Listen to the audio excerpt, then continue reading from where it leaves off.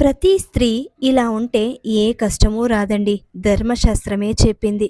సుమంగళి స్త్రీలు నెత్తిన కుంకుమ లేకుండా ఎప్పుడూ ఉండకూడదు. 2 చేతులతో తల గీరుకోకూడదు. అయిన దానికి కాని దానికి ఎప్పుడూ కంటనీరు పెట్టుకోరాదు. ఇది దరిద్రమును తెచ్చిపెడుతుంది. ఒక ఆకులో వడ్డించిన దానిని తీసి మరొక ఆకులో వడ్డించకూడదు. ఇంటికి వచ్చిన సుమంగళి స్త్రీలకు పసుపు, కుంకుమ, తాంబూలాలు ఇచ్చి సత్కరించాలి. గర్భిణీ స్త్రీలు నిమ్మకాయ కోయకూడదు. టెంకాయ పగలగొట్టకూడదు.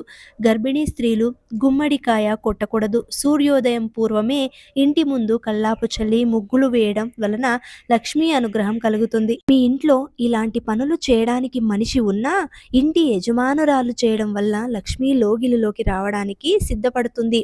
చేతితో ఎప్పుడు అన్నం కానీ, ఉప్పు కానీ, కూరలు కానీ వడ్డించుకోకూడదు. ఏ వస్తువైనా ఇంట్లో ఉండి కూడా లేదు అని మాత్రం అనకూడదు. నిండుగా ఉంది అని